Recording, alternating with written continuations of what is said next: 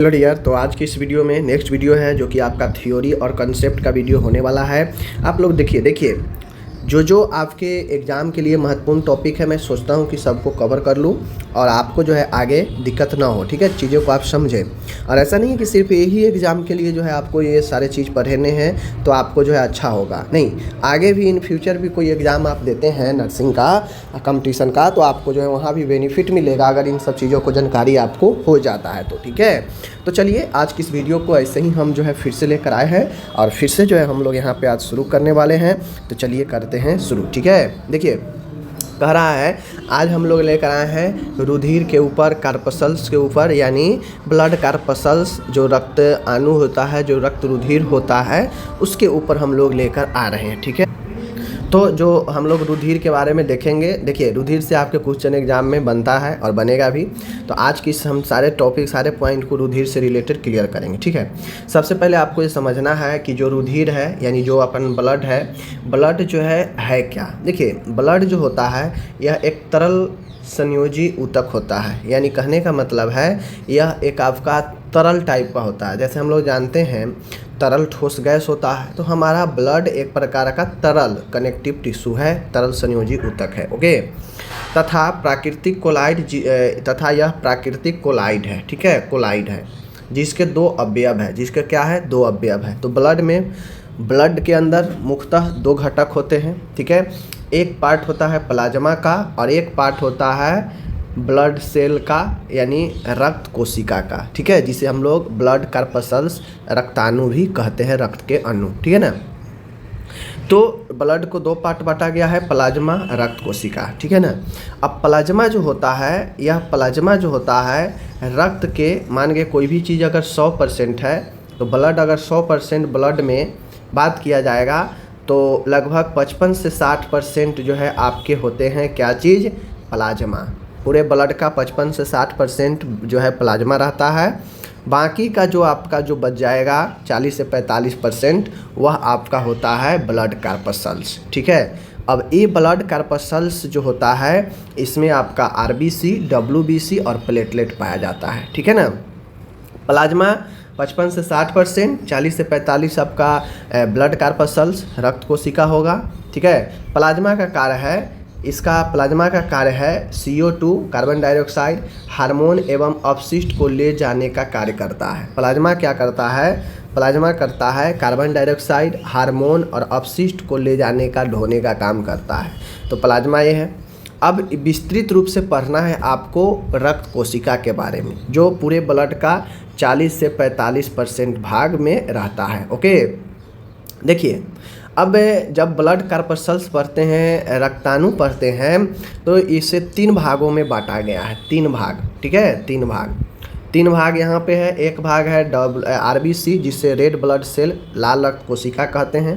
दूसरा डब्ल्यूबीसी जिसे श्वेत रक्त कोशिका कहते हैं। ठीक है, और तीसरा है आपका प्लेटलेट। तीसरा क्या है, प्लेटलेट। ठीक है, आपको ये चीज़ें पता होनी चाहिए। लाल रक्त कोशिका का तथ्य इधर है, डब्ल्यूबीसी का तथ्य इधर है और प्लेटलेट का हम लोग देखेंगे आगे। ठीक है ना। देखिए जो आरबीसी होता है, अब हम लोग प्लाज्मा को छोड़ दिए, 55 से 60% जो पार्ट है इसको हम लोग छोड़ दिए। इस 55 से 60 में भी 90% जल होता है। इन बातों को ध्यान में दीजिएगा। जो प्लाज्मा होता है 55 से 60%, इस 55 से 60% जो प्लाज्मा का भाग है इसमें 90% जल होता है, बाकी 10% अलग अलग चीज़ें होता है, समझ लीजिए। ठीक है, चलिए अब बाकी के जो 40 से 45% जो महत्वपूर्ण है ब्लड का, जिसमें अलग अलग घटक है, आरबीसी, डब्ल्यूबीसी, प्लेटलेट।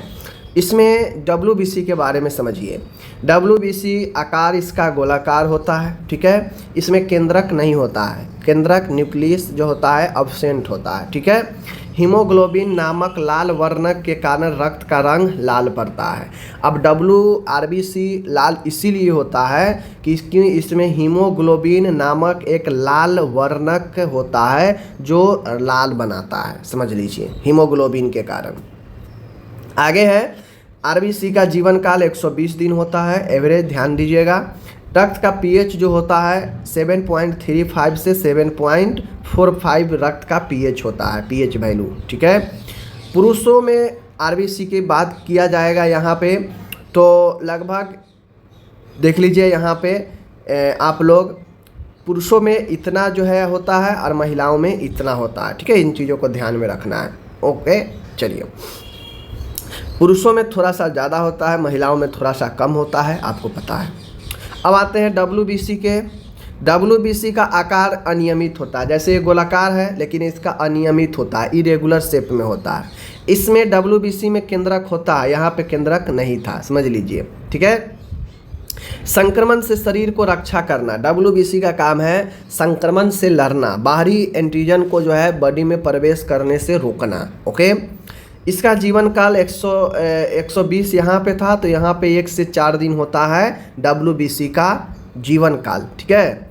सबसे बड़ा श्वेत कण मोनोसाइट महत्वपूर्ण घटक है। देखिए, अब श्वेत रक्त कोशिका जो है, इसमें सबसे बड़ा जो इसका कण है वो है मोनोसाइट, जो महत्वपूर्ण घटक है, ठीक है। डब्ल्यूबीसी में ही लसिका कोशिका पाया जाता है, जो आपको क्या करता है, विभिन्न प्रकार के बीमारी संक्रमण से बचाता है, ठीक है। और इधर प्लेटलेट के बारे में है, जिसको हम लोग आगे पढ़ेंगे, ठीक है। चलिए, अब एक चीज़ें आप लोग यहाँ पे समझ जाइए कि जो लसिका कोशिका है ये बीमारी के लिए काफ़ी महत्वपूर्ण होता है, बीमारियों से लड़ने के लिए, बचाने के लिए, संक्रमण वगैरह से, ठीक है। इसीलिए देखते होइएगा कि जैसे डब्ल्यूबीसी की संख्या बढ़ता है, संक्रमण को डिनोट करता है, ठीक है ना, ध्यान दीजिएगा। देखिए, अब ये जो लसिका कोशिका है, ये जो आपका लसिका सेल है, लिम्फ सेल जो है, देख लीजिए, इसमें अलग अलग सेल है लिम्फ सेल में, जैसे बी लिम्फोसाइट, टी लिम्फोसाइट और सबसे छोटी डब्ल्यूबीसी, ठीक है, ध्यान दीजिएगा। ये जो लसिका कोशिका है, लसिका कोशिका B lymphocyte, T lymphocyte and सबसे छोटी होती है डब्ल्यूबीसी, ठीक है ना। ये डब्ल्यूबीसी कहा जाए तो एक प्रकार का लसिका का ही जो है आपका अंग है, ठीक है ना। चलिए, अब बी लिम्फोसाइट के बारे में कहा गया है कि एड्स होने पर इनकी संख्या बहुत कम हो जाती है। बॉडी में डब्ल्यूबीसी इफेक्ट करता है, घटता बढ़ता है, तो कहीं ना कहीं वो इन्फेक्शन को भी डिनोट करता है। तो बी लिम्फोसाइट अगर अचानक से घटने लगा तो वह एड्स को जो है क्या करता है, बताता है, एड्स होने को सूचित करता है, अगर बॉडी में बी लिम्फोसाइट नामक लसिका लिम्फ का अगर कमी होने लगा तो, ठीक है ना। तो इन चीज़ों को ध्यान में आपको रखना है। एक चीज़ हम लोग समझते हैं, बहुत महत्वपूर्ण है, यहाँ से एग्जाम में प्रश्न आते हैं, ग्लास्को कॉमा स्केल के बारे में। देखिए, ग्लास्को कॉमा जो स्केल होता है, यह अनकॉन्शियस पेशेंट, शॉक वाले पेशेंट, ब्रेन इंजरी वाले पेशेंट में अगर सदमा लगता है, अनकॉन्शियस अचेत हो जाते हैं, तो वैसे मरीजों में अचेत लेवल कितना है, इसको जानने के लिए जो है आपको ग्लासोकोमा स्केल का यूज किया जाता है कि कौन सा व्यक्ति कितना रिस्पॉन्सिबल है या नहीं है, ठीक है ना, रिस्पॉन्सिव कर रहा है या नहीं कर रहा है, ठीक है। बेसिकली यह एक न्यूरोलॉजिकल जो मूवमेंट है उसको जांचने के लिए किया जाता है, समझ लीजिए। ग्लासोकोमा स्केल जो होता है बेसिकली 3 चीज़ों पर यह बेस होता है। जिस प्रकार से आप लोग अपगार पढ़ते हैं ना, अपगार स्केल बच्चा के लिए, अपगार स्केल, तो अपगार का मतलब है एप्रियंस, पल्स, ग्रेमेसी, ठीक है ना, और इसी एक्टिविटीज एंड रिस्पायरेशन, ये 5 जो है ना आपका, ये 5, तो ये 5 जो है आपका जो अपगार में है, ठीक है ना, 5 जो आपका एक का मतलब होता है एप्रियंस और एक का मतलब होता है एक्टिव, ठीक है ना, ध्यान रखिएगा। अपगार एक बच्चे के लिए जो यूज किया जाता है, वहाँ भी एक स्केल है, वहाँ भी एक नंबर है कि भाई अपगार का 10 मैक्सिमम नंबर 10 हो सकता है और कम से कम 0 हो सकता है, ठीक है ना। और बेसिकली उसमें 3 अंक होता है, 0 होता है, 1 होता है और 2 होता है, ठीक है ना। तो वहाँ भी एक पैमाना है। ठीक उसी प्रकार से यहाँ भी एक पैमाना है, व्यक्ति अचेत है, चेत है, कितना रिस्पॉन्सिव है, नहीं है, ये बताता है ग्लासोकोमा स्केल, ठीक है ना।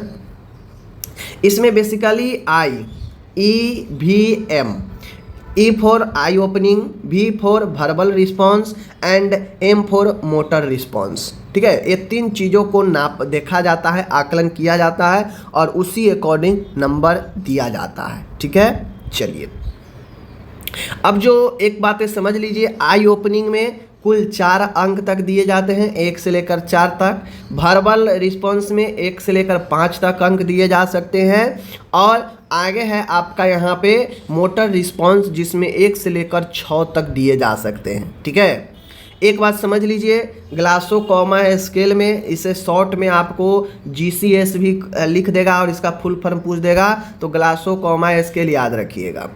दूसरी चीज़ें याद रखिए, ग्लासोकोमा स्केल में जो मैक्सिमम जो किसी को नंबर अगर मिल सकता है 15, इससे ज़्यादा ग्लासोकोमा का पैमाना नहीं होता है। जिस प्रकार से अपगार में 10 से ज़्यादा नहीं हो सकता है, उसी प्रकार से ग्लासोकोमा हाई जो है 15 होता है, 15 से ज़्यादा नहीं होता है। ठीक है, चलिए ये हो गया।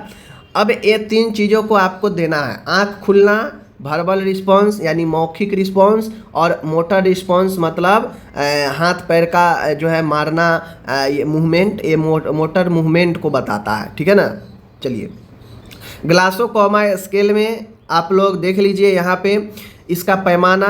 ग्लासोकोमा स्केल का जो स्कोरिंग होता है, जिस प्रकार से अपगार में भी स्कोरिंग होता है कि आप लोग को पता होगा 3 से 5, ठीक है ना, 3 से 5 पता है, 5 से 8, 8 से 10 आपको इस प्रकार से पता है, उस वहाँ भी स्कोर दिया जाता है। ठीक, यहाँ भी स्कोर जो है आपको दिया गया है, देख लीजिए। स्कोर का मतलब होता है मिल्ड, 13 से 15 अगर आता है किसी व्यक्ति का आकलन करने के बाद, अगर 13 से 15 के बीच आ रहा है तो मिल्ड है, 9 से 12 आ रहा है मॉडरेट है, और सीवियर है 3 से 8 के बीच में। ठीक है, और यह responsive, non responsive, conscious, unconscious को बताता है यह स्कोर। कहने का मतलब है 13 से 15 है मतलब हल्का सा जो है व्यक्ति का कॉन्शियस जो है हल्का सा प्रभावित है। मॉडरेट है 9 से 12 मतलब 50-50, मध्यम वाला बात है कि कुछ चीज़ें रिस्पॉन्स व्यक्ति कर रहा है, कुछ चीज़ रिस्पॉन्स नहीं कर रहा है। सीवियर कहने का मतलब है कि भारी, गंभीर, मतलब व्यक्ति के अंदर गंभीर जो है अचेतन की अवस्था है, जहाँ पे व्यक्ति बहुत लो रिस्पॉन्स कर रहा है, समझ गए। और 1 से लेकर 3 का मतलब होता है कि व्यक्ति नॉन रिस्पॉन्सिव है, व्यक्ति गहरा जो है क्या चीज़ में है, सदमा में है, अनकॉन्शियस है। ठीक है, चलिए आई ओपनिंग में 4 चीज़ें देखा जाता है, 1 से लेकर 4 अंक है मतलब 4 चीज़ें। वर्बल रिस्पॉन्स में 1 से 5 तक मतलब 5 चीज़ें को देखा जाता है। मोटर रिस्पॉन्स में 1 से 6 मतलब 6 चीज़ों को देखा जाता है। ठीक है, आई ओपनिंग में स्पॉटेनियस को देखा जाता है, अगर व्यक्ति स्पॉटेनियस तक है तो उसे 4 मिलता है। टू साउंड मतलब आवाज़, अगर आवाज़ के साथ अगर आँख खोल रहा है तो 3 मिल सकता है। टू प्रेशर 2 और कुछ नहीं तो 1।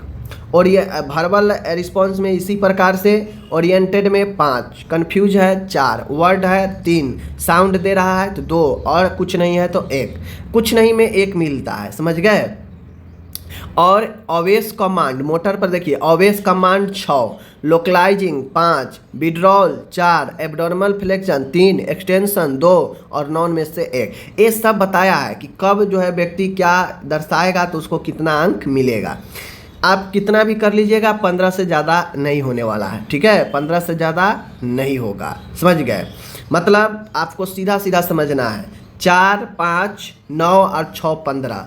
अगर ऊपर वाला तीनों अगर मिल रहा है 15 है मतलब व्यक्ति ठीक है, व्यक्ति जो है अनकॉन्शियस अचेत नहीं है। अगर 3, 4, 5, 9, 3, 12, अगर 12 ये मिल रहा है, तीनों को ऐड कीजिए 12 मिल रहा है मतलब व्यक्ति जो है मॉडरेट है, मध्यम में है। ठीक है, उसके बाद है आप देख लीजिए 2, 3, 5 और 4, 9 मतलब मॉडरेट। इसी प्रकार से जो है आपको ये ऐड किया जाता है तीनों का अंक, और जितना आता है उसको उस कैटेगरी में रखा जाता है। 3 से 8 के मतलब सीवियर, 9 से 12 के मतलब मॉडरेट, और 13 से 15 के मतलब ठीक ठाक हल्का सा, समझ गए। एक ग्लासोकोमा स्केल चेतन कॉन्शियस लेवल को मापने का एक पैमाना है। ठीक है, समझ गए।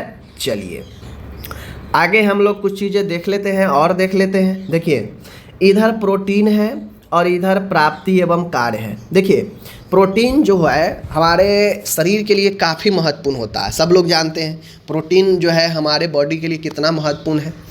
तो हमारे बॉडी में जो प्रोटीन है यह जो प्रोटीन अलग अलग रूप में जो प्रोटीन है सबका अपना अपना भूमिका है, सबका अपना अपना काम है।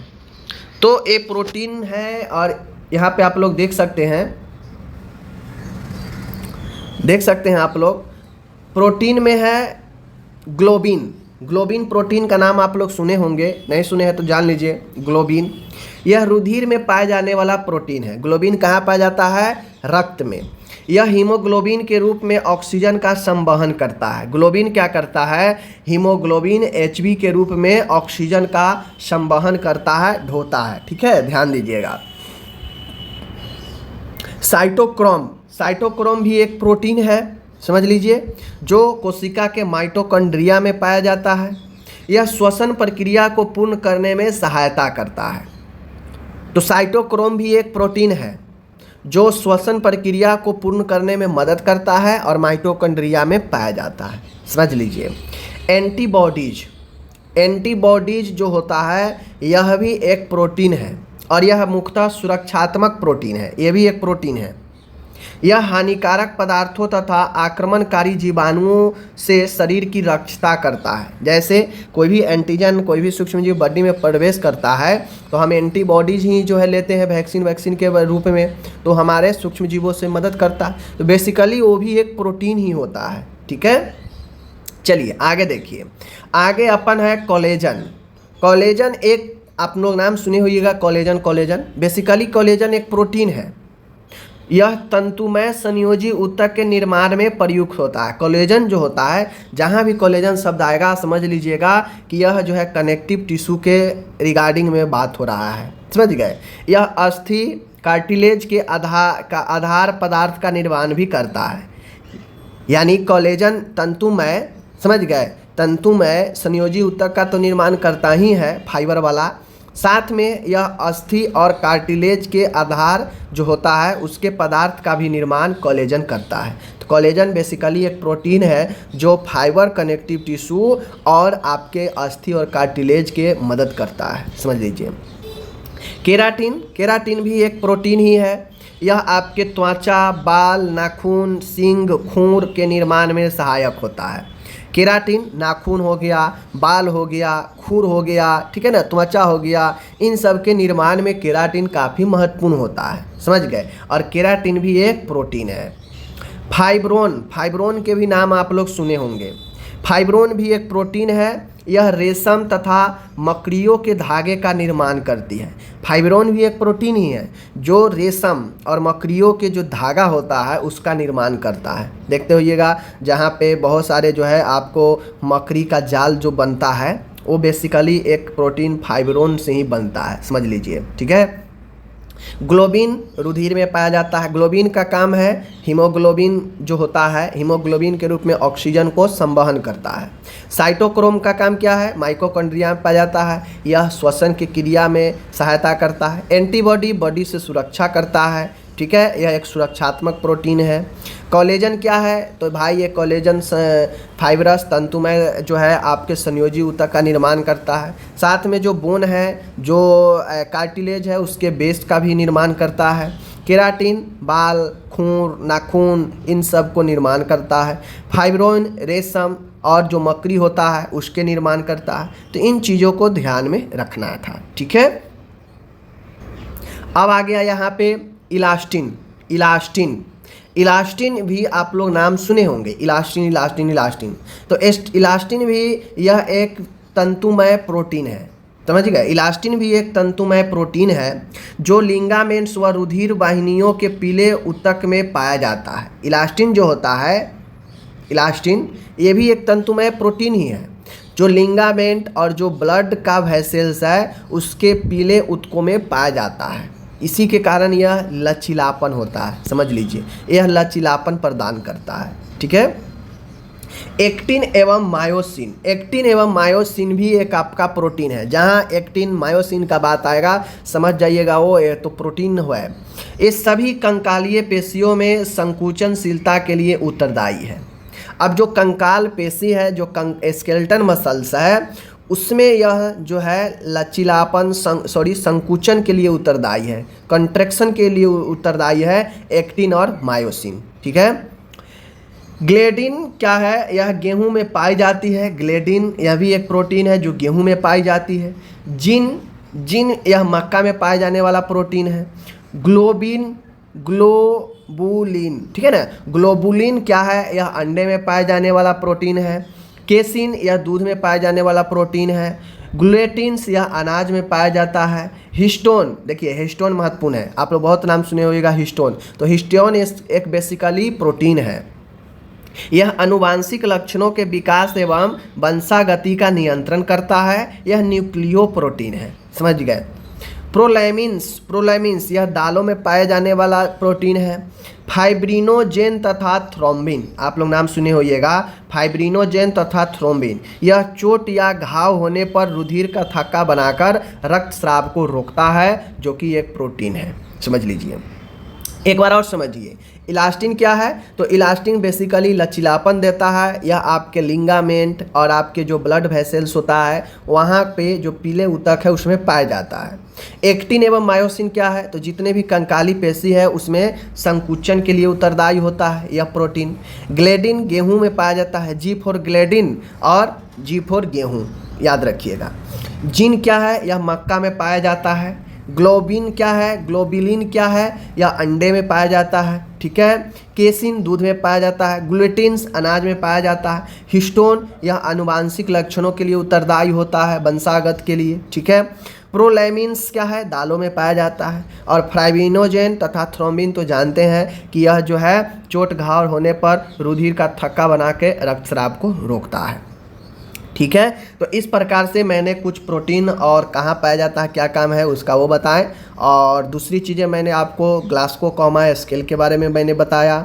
और तीसरी चीज़ें जो है मैंने आपको ब्लड के बारे में संक्षेप में बताया, ठीक है। उम्मीद करता हूँ आपको समझ में आया होगा। और यहाँ से अगर प्रश्न देखिए प्रश्न कैसे बनेगा, आपके एग्जाम में पूछ देगा कि एक्टिन एवं मायोसिन का जो है क्या काम है, इनमें से ऑप्शन दे देगा। कंकालीय पेशी संकुचनशील था, ठीक है, ऑप्शन दे देगा संकुचनशील था। ऑप्शन 4 ऐसे ही दे देगा, उसमें से आपको चुनना रहेगा। तो आपको पता रहेगा तब ना कि भाई एक्टिन मायोसिन क्या है। या ये भी पूछ सकता है कि इनमें से एक्टिन और मायोसिन क्या है। ऑप्शन दे देगा विटामिन है, प्रोटीन है, कार्बोहाइड्रेट है, दे देगा एक और खनिज है। मारिए, टिक मारिए। अगर पढ़े हैं कि एक्टिन मायोसिन एक प्रोटीन है जो कंकालीय पेशी को संकुचन में उत्तरदायी होता है, आराम से कर दीजिएगा। पूछ देगा कि दूध में इनमें से कौन सा प्रोटीन पाया जाता है, 4 ऑप्शन दे देगा, ठीक है। तो केसिन। पूछ देगा कि गेहूं में कौन प्रोटीन पाया जाता है, हम जानते हैं, गेहूं के बारे में पढ़े हैं, ग्लेडिन गेहूं के बारे में, ग्लोबुलिन अंडे में पाया जाता है। तो ये सब चीज़ें समझिएगा तो ही आगे बढ़िएगा, वरना ये सब चीज़ें भूलने वाला है, ठीक है। लोग ज़्यादा दिन तक याद नहीं रखते हैं। ओके, धन्यवाद।